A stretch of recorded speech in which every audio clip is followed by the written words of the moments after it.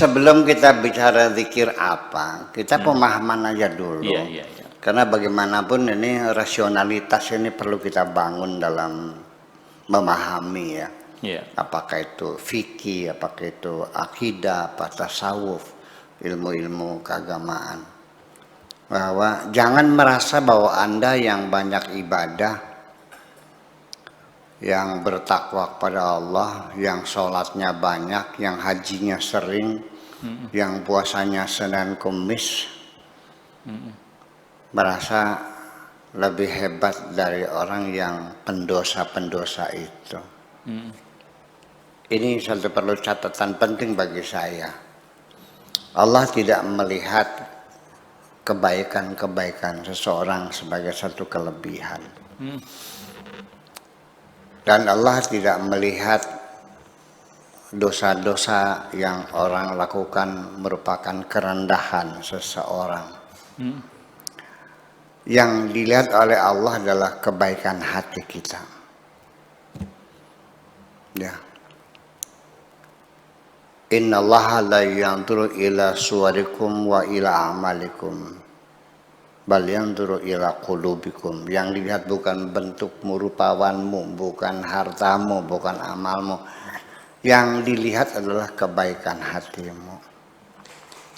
Yang hebat itu bukan orang yang tidak berdosa, tetapi orang yang bertobat kepada Allah. Ini perlu dicatat, penting sekali. Jadi jangan Anda merasa karena tidak berbuat dosa, tidak mencuri, tidak membunuh, tidak melacur, tidak korupsi, tidak menipu, Anda merasa dalam keadaan sempurna. Malah justru itu yang menjadi kerawanan. Jadi amalan yang paling sempurna, yang paling baik adalah al-munkasiratu qulubuhum, orang yang hatinya selalu dalam keadaan gundah.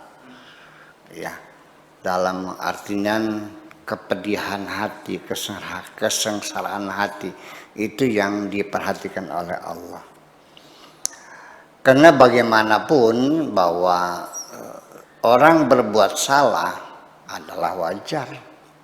Al-insan mahallul khata'i wan nisyan, manusia tempatnya kesalahan dan kealpaan, itu biasa. Yang hebat itu bukan orang yang banyak berbuat baik, dan tidak melakukan dosa. Bukan itu yang baik. Yang baik itu adalah orang yang sensitivitasnya tinggi.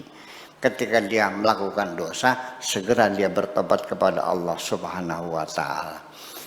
Sebab bagaimanapun ini, kadang-kadang orang itu ketika dia mendapatkan kelebihan, prestasi, punya harta lebih banyak dari orang lain, akan menimbulkan kesombongan.